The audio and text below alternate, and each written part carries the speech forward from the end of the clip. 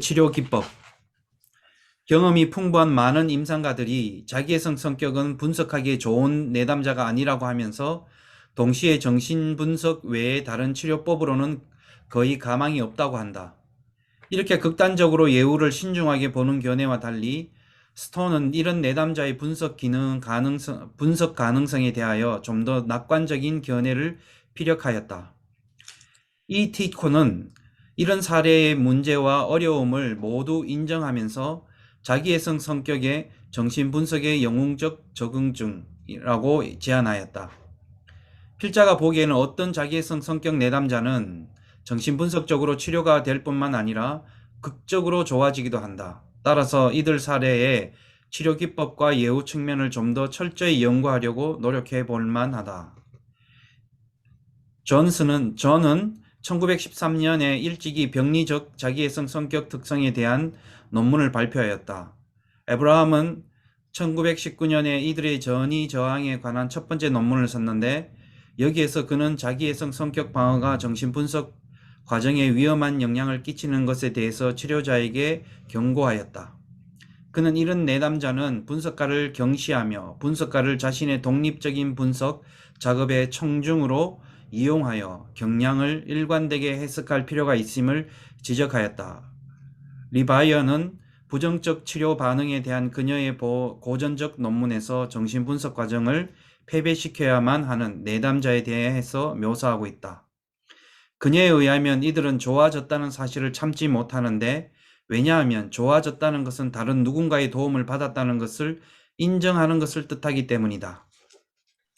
그녀는 이런 내담자는 분석가에게서 무언가 좋은 것을 받는 것을 견디지 못하는데 이는 그들 자신의 기본적인 공격성에 대해서 견딜 수 없는 죄책감을 가지고 있기 때문이라고 하였다. 로젠필드는 자기애성 성격 구조 내담자가 의존한다는 사실을 견디지 못하는 것이 얼마나 기본적인지를 강조하였다. 코엇은 이러한 성격 구조의 내담자가 분석가가 자기와는 다르고 독립적인 사람이라는 것을 얼마나 견디지 못하는지를 잘 보여주고 있다. 자, 여기서 제가 네. 조금 보면 결국은 어떤 얘기들 여러 가지가 있겠지만 거대 자기를 가지고 있는 사람이 제일 견디기 어려운 거 뭐예요?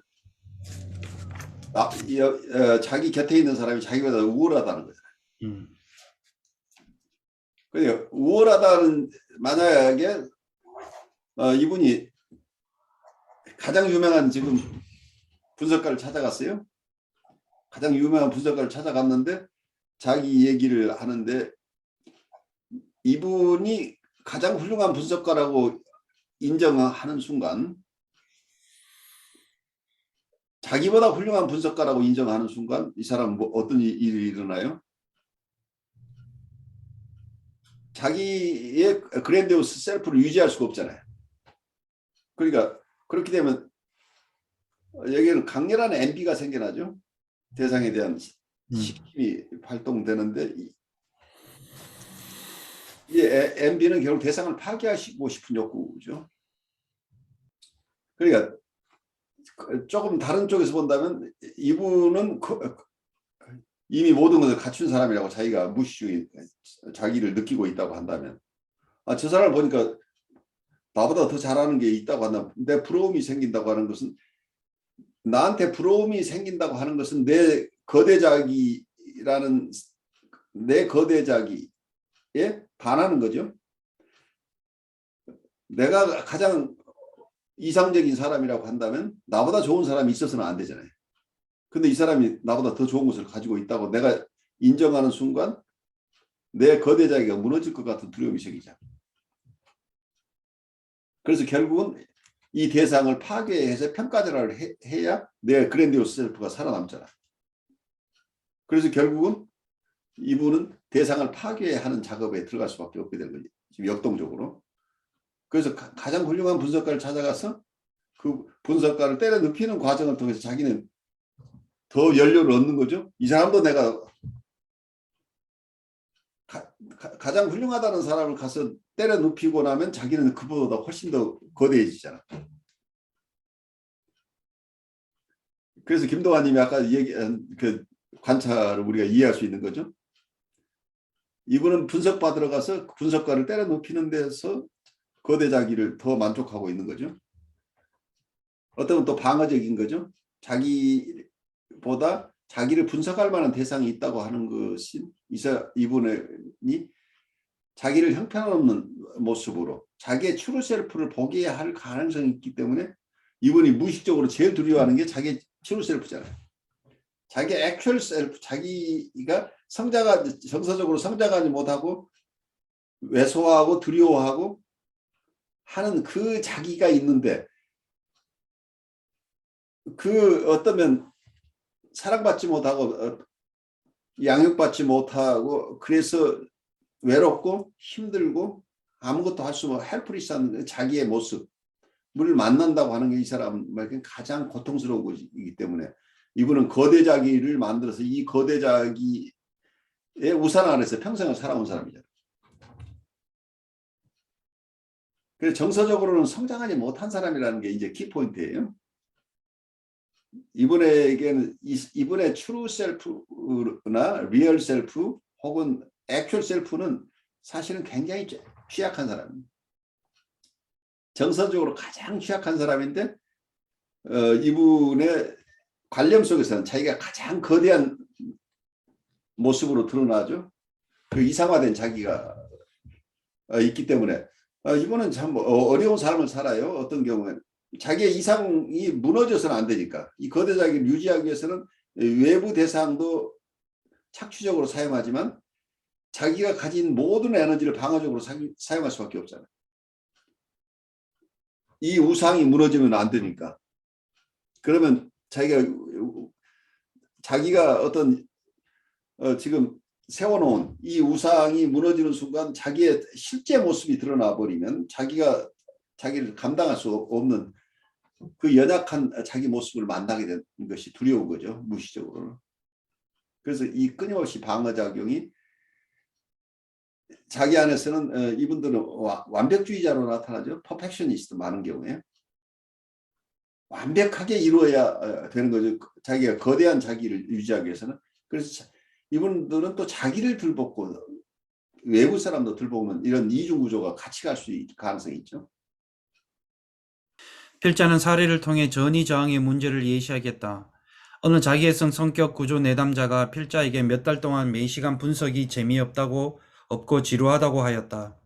그리고 연상에서도 같은 내용을 계속 말하고 또 말하였으며 치료가 완전히 가망 없는 일이라고 하였다.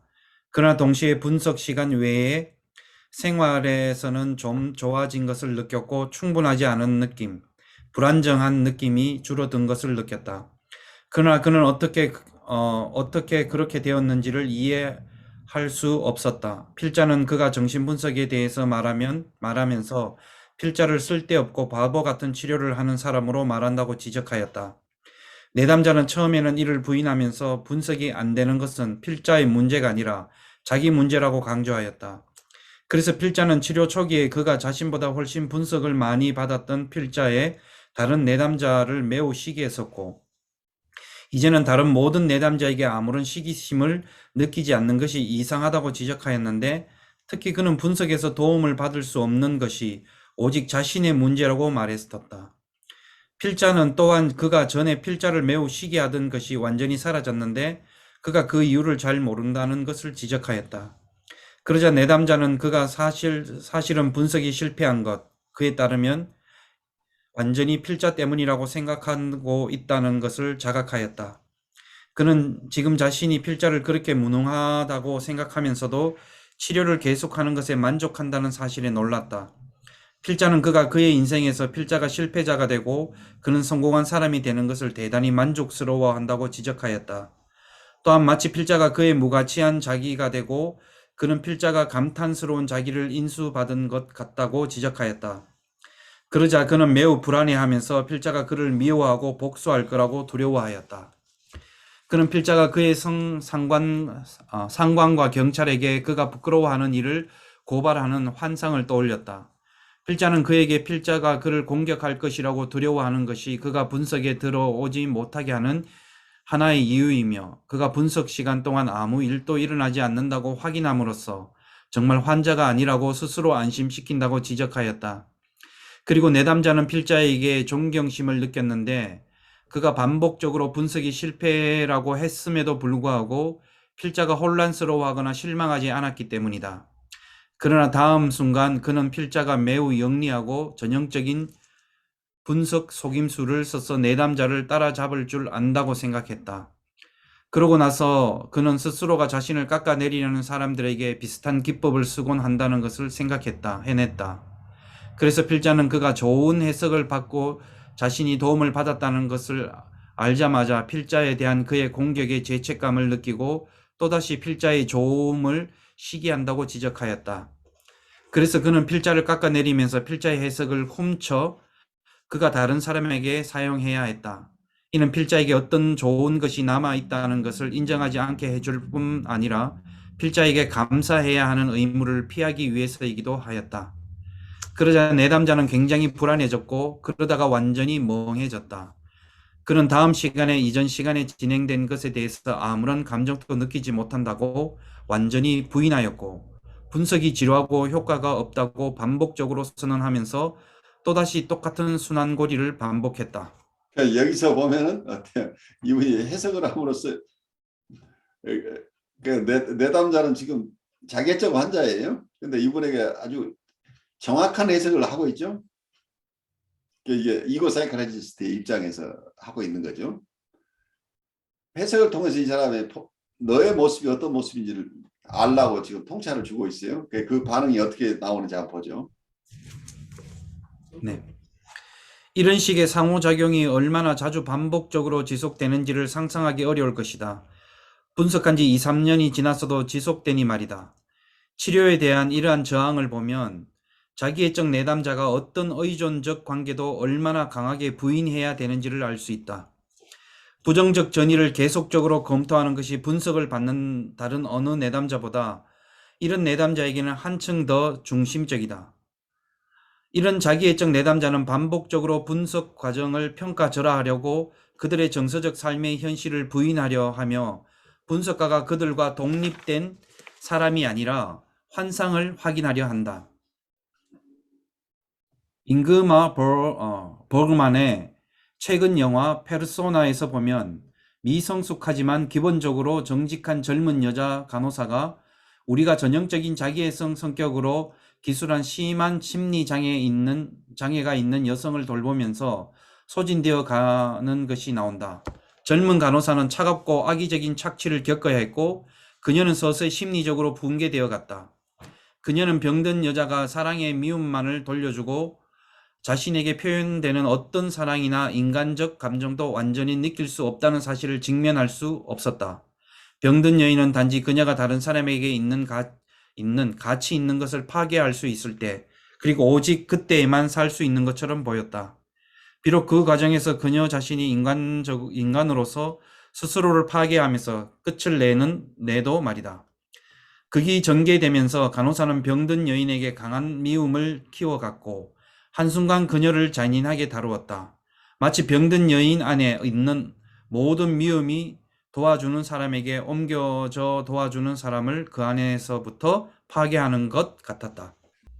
여기 사례에서 젊은 간호사가 이런 자괴적 환자를 돌보는 과정 속에 자기가 엄청나게 데미지를 받는 과정들을 지금 설명하고 있죠. 이게 역전이 분석을 하지 않고 이분들 돌보다가 큰 사고가 난다는 거예요. 그래서 이 굉장히 큰 산업재해예요.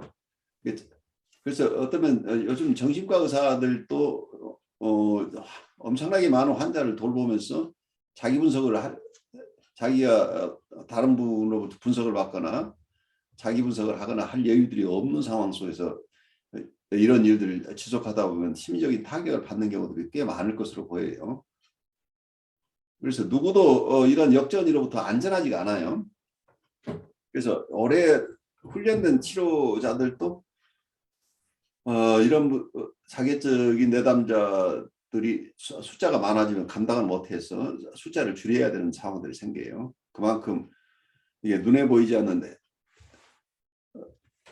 어떤 그 치매적인 이런 상황들이 지속되는데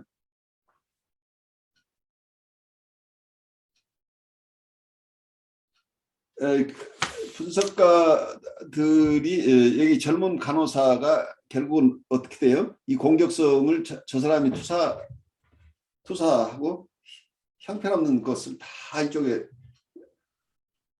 보내버리니까 결국 나중에 자기 스스로가 이게 구별해내지 못하는 거죠. 내담자에게서 온 정서와 자기 정서, 원래 자기 정서가 아닌 것, 이물질인데 이물질하고 동일시가 되면서 결국은 자기 인성의 파괴로 올 가능성이 있어서 굉장히 두려운 거죠. 그렇게 되면 자기가 아주 공격적인 사람이 되어버리는 거죠. 그래서 실제 액팅아웃이 일어나죠. 그런데 훈련된 사람들은 어쩌다가 역전이 저항이 일어나서 행동말을 하더라도 그 수보비전이나 그리고 자기 성찰을 통해서 파악을 하면 거기서 다시 되돌아올 수 있는 길이 있는데 이런 훈련이 없는 분들은 그거 자체가 실생활이 돼버리니까 계속적으로 자기 성격의 변화를 경험할 가능성이 있어지는 거죠. 그리고 공격적인 사람과 오래 있다 보면 그 주위에 있는 사람은 굉장히 공격적인 사람이 돼버려요. 경우에 따라서. 왜냐하면 침해자하고 동일시가 일어나기 때문에 자기 인격의 일부가 돼버린다. 그래서 어쩌면 아이들을 키우는 과정 속에서 주변 친구들 관계를 굉장히 중요시하는 이유가 그거죠. 자기 주변에 있는 사람의 인격을 자기 인격으로 가져와 버리는 일들이 생겨나니까 이게 어려운 거죠. 동일시가 일어나면 그 인격이 긍정적인 영향을 주는 좋은 대상 곁에 있으면 좋은데 부정적인 영향을 주는 대상과 같이 있을 때 이 이고 스트렝스가 약한 경우에는 그 외부에서 침입된 그 인격에 의해서 자기 인격이 오히려 억압돼 버리는 상황이 일어날 수 있는 거죠.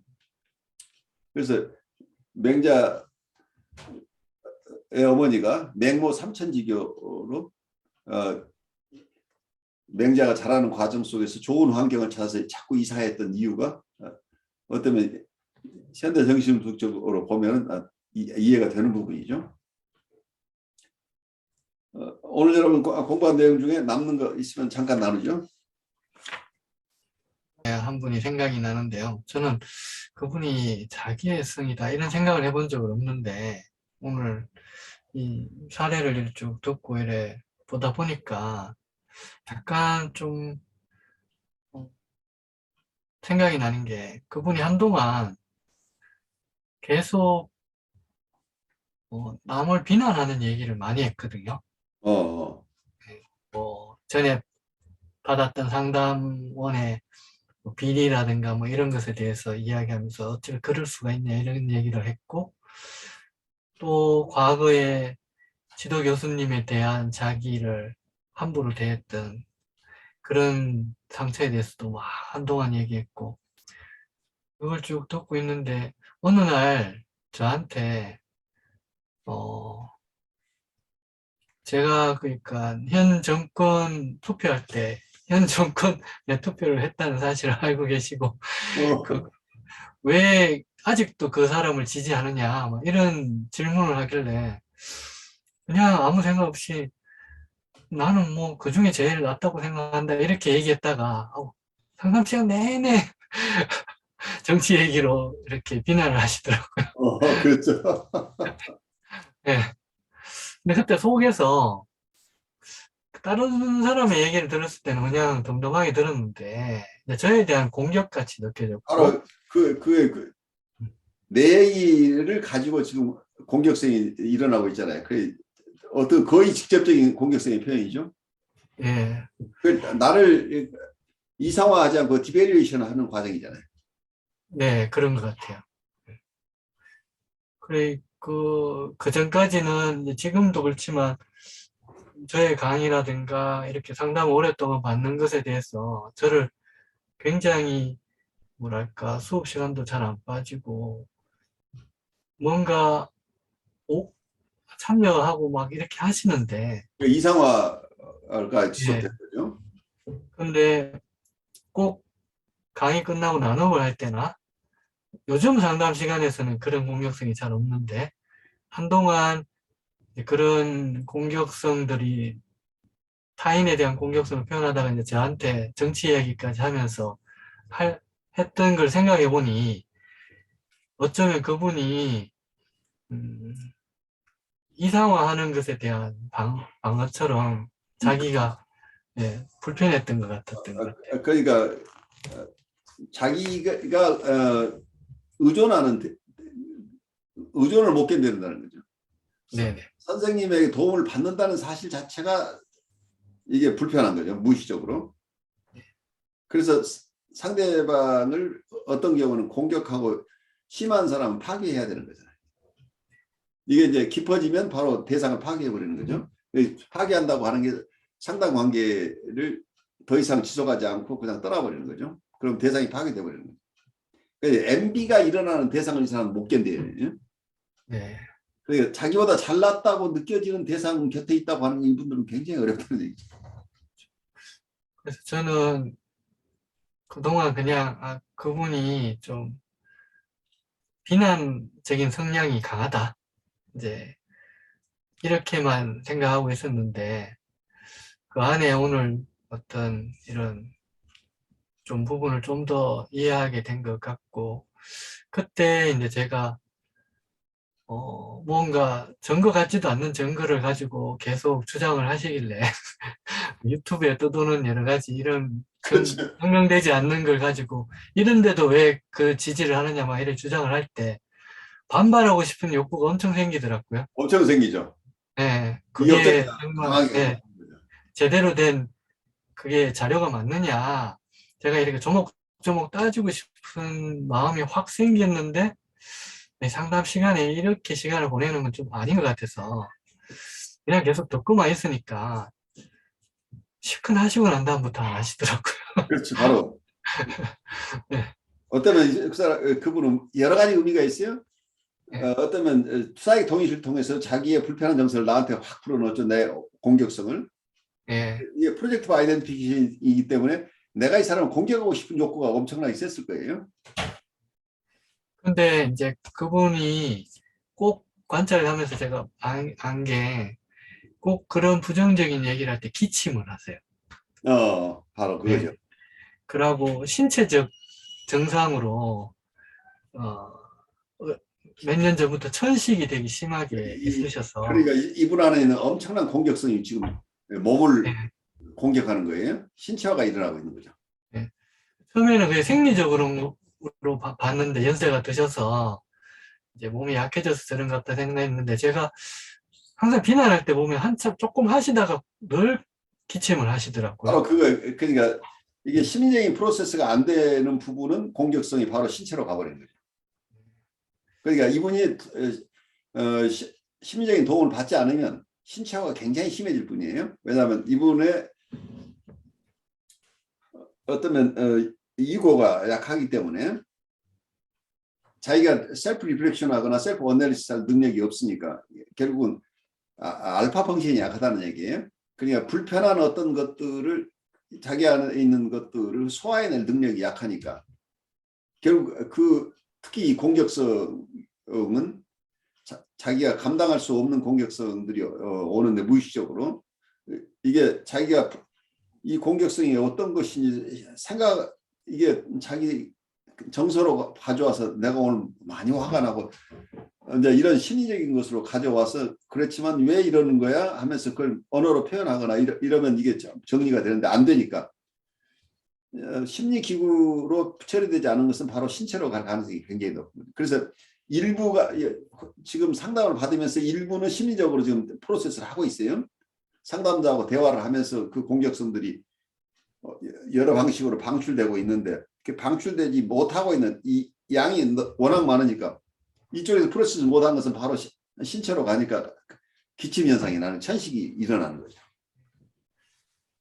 그래서 제가 그런 요즘은 좀 덜 하신데 그래도 한 번씩 이야기를 비난적인 얘기를 타인에 대해서 세상에 대해서 그렇게 하면 그걸 따로 해석하거나 저지하거나 이러지 않고 그냥 편안하게 충분히 이야기하시도록 들어서 그런지 바로 그거예요. 오늘 드는 생각이 요 근래 몸이 되게 많이 좋아지셨거든요. 기침 안 하세요. 바로 치료적으로 굉장히 중요한 역할을 하시는 거죠. 그게 말이 되건 안 되건 그러니까 버벌라이제이션이라는 게 현대적으로 굉장히 중요하다고 봐요. 버벌라이제이션을 하게 되면은 예, 이 안에 응축되어 있는 것들이 말하자면 그건 거의 바이올로지컬 생물학적인 것에 가까워요. 그러니까 이 응축돼 있는 억압돼 있는 심리 내에 있는 그 찌꺼기들이 그러니까 말하자면 베타 요소가 프로세스 되지 않고 있으면 이게 말하자면 황사라고 얘기를 할까요? 모래바람이든지 아니면 미세먼지들로 가득 차 미세먼지가 너무 많아지면 이걸 어디가 배출하지 않으면 안 되는데 배출하는 방법이 언어를 통해서 배출할 수 있다는 게 버벌라이제이션 하게 되면 근데 이게 배출이 안 되면 다른 쪽으로 이게 공격이 간다는 이거 자체를 프로세스 해야 되는데 바디는 원래 프로세스할 능력이 없는데 이게 원재료가 주어져 버리니까 뭔지 모르는 것이 몸으로 가니까 몸은 자기 안에서 이게 알파 펑션이 없으니까 결국 프로세스를 못하니까 몸이 아플 수밖에 없다는 얘기예요. 그런데 이분이 얘기를 잘하도록 내가 잘 인내하고 이분 그 공격적인 얘기를 언어화하도록 그냥 허용하고 이분을 그 정서를 컨테인하고 있으니까 이분은 안전하게 자기 안에 있는 뱉어내지 못하고 있는 자기 안에 독소들이에요. 이 독소들을 뿜어내고 있는 거예요. 말하자면 고름을 짜내는 거라고 보면 좋아요. 이분은 그 가지고 있는 한 건강하니까 못한데 이게 터트려서 일부러 터트려서는 안 되고 이분이 뱉어낼 수 있는 범위 내에서만 뱉어내도록 허용하고 있으면 자연스럽게 거의 정화가 되는 거죠. 그러면서 신체로 향하던 그 공격성들이 더 이상 신체로 갈 필요가 없어지는 거죠. 심리 내적으로 소화가 되고 있기 때문에. 아주 중요한 사례 체험을 하고 계시는 거죠. 오늘 수업하면서 좀 더 정리가 됐고 그동안 내가 이걸 세워라 내워라 그냥 얘기만 듣고 있나 뭔가 해줘야 되는 거 아닌가 뭘 이런 생각도 좀 있었는데 그분은 워낙 뭐 이야기해서 바뀔 사람이 아니라는 느낌이 들어서 그렇죠. 그냥 어쩌면 저는 되게 편해요. 그냥 할 거 편하죠. 없이 그냥 계속 듣기만 하면 되니까. 그런데 이걸 내가 제대로 하고 있는 게 있나 약간의 의구심은 있었는데 공부하면서 조금 그래도 정리가 좀 되는 거. 그러니까 이때 오는 역전이가 내가 무능한 치료자가 아닌가. 그리고 이 사람의 치료비 받고 내가 이게 양심불량이 아니야. 뭐 이런 생각까지 할 수 있는 거죠. 근데 이제 계속 확인을 하시거든요. 계속 빠지지 않고 오시거든요. 그러니까 그것은 나에게서 큰 도움을 받고 있다는 얘기예요. 그래서 우리가 조심해야 될 게 이런 내담자들은 지금 몸도 좋아지고 하니까 이제 좀 좋아졌으니까 내가 조금 더 피딩을 하고 싶은 욕구가 생겨나는데 그걸 조심하셔야 됩니다. 이분이 자기 스스로 통찰을 가질 수 있을 시기가 되면 그때는 해석을 할 수도 있고 이분 엑스플로레이션 하다 보면 자기 스스로 통찰을 하기도 하고 선생님 이런 건 이런 거 아니에요 하고 물어보기도 하고 이 사람 자기 스스로 통찰을 하는 그 시기가 온다는 얘기예요. 근데 그 시기가 올 때까지 내가 참고 기다려줘야 됩니다.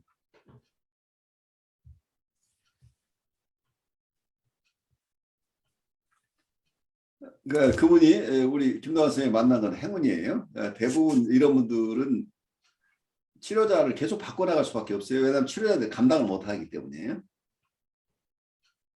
치료자가 제일 못 견디는 게 무능함이에요.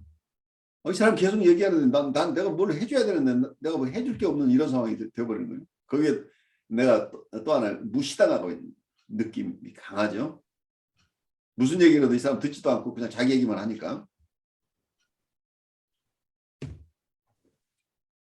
그래요. 우리 서 목사님도 마지막 조금 나눌 얘기 있으시면 나누시고 우리 오늘 마무리하죠.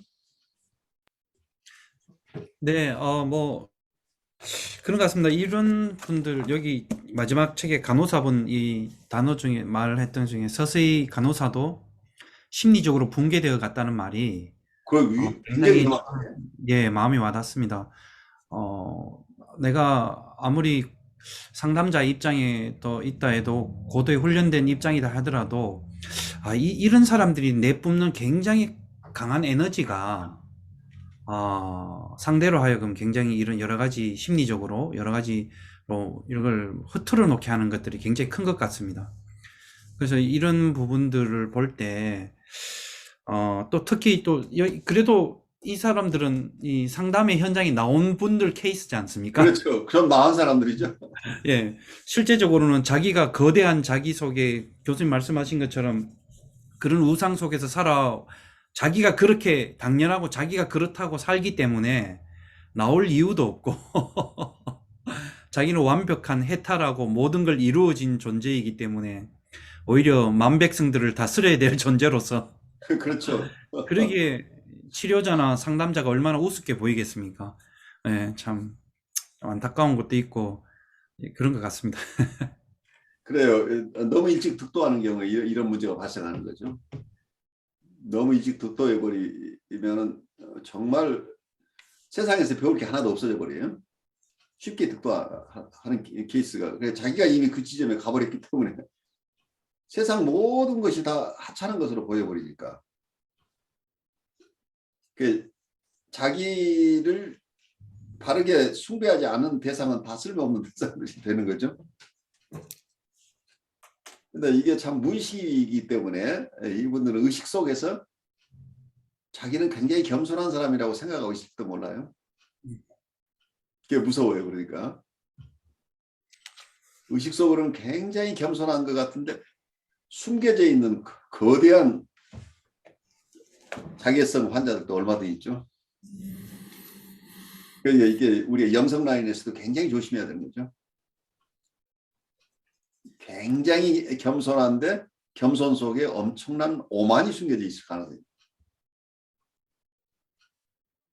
그래서 일상 삶 속에서도 저는 느껴요. 여러분이 굉장히 겸손하게 제가 뭘 알아요 하면서 자꾸 물어보고 하는 사람 속에는 엄청난 교만이 숨겨져 있어서 내가 당신한테 말할 기회는 주지만 당신이 뭘 알겠어? 하는 게 숨겨져 있는 경우들을 봐요.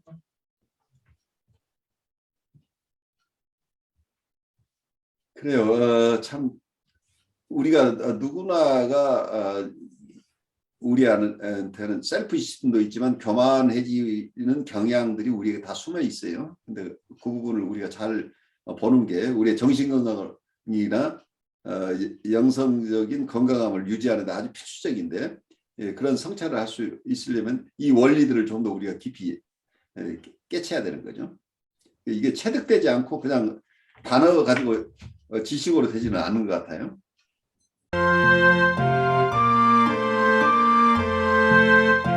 여러분 안녕하십니까? 저는 신현근 정신분석학 박사입니다. 저는 뉴욕에 있는 혁신 라이프 코칭 연수원의 창설자이며 운영자입니다. 그리고 한국에 있는 한국임상정신분석연구소 공동소장으로서 정신분석가들 양성에 주력하고 있습니다. 여러분과 함께 공부할 과목은 정신분석적 인간 이해입니다. 이 과목에서는 정신분석학의 정의와 두 가지 기본 가설, 즉 무의식에 대한 인식과 그리고 심리적 결정론에 대해서 여러분과 함께 나누고 인간을 이해함에 있어서 가장 중요한 우리의 욕동 혹은 본능에 대한 이론 그리고 우리의 마음의 구조에 대한 이야기들을 하게 될 것입니다. 이를 기반으로 원본능과 자아를 어떻게 구별할 것인가 그리고 자아는 어떻게 발달하는 것인가 그리고 자아와 원본능 간의 갈등이나 대립이 있을 수 있는데 이 자아가 스스로를 방어하는 여러 가지 기능이 있는데 이 자아가 가지는 방어 기제들은 어떤 것인가 하는 얘기를 나누면서 자아의 발달에서 가장 중요한 대상관계를 어떻게 이해할 것인가 그리고 대상관계가 발달함에 따라서 초자아가 발달하게 되는데 초자아의 발달 과정과 그 기능에 대해서 여러분과 함께 나누고 그리고 정신분석이 무의식의 세계를 기반으로 하기 때문에 실수와 재치 그리고 꿈에 대해서 함께 공부하겠습니다. 그리고 정신분석학이 심리학 전체를 다루는 일반 심리학이긴 하지만 연원적으로 정신병리 측면에서 발달되어 왔습니다. 그래서 정신병리론에 대해서 우리가 공부하고 정신적 갈등이 정신병리에 영향을 미치긴 하지만 또한 정상적인 발달 과정에서도 정신적 갈등은 큰 영향을 미치기 때문에 이 정상적인 정신 기능과 정신적 갈등에 대해서 알아보고 그리고 우리가 태어날 때 이거나 혹은 셀프라고 하는 자아나 자기를 가지고 태어났는지에 대한 논쟁에 대해서 여러분과 알아보도록 하겠습니다.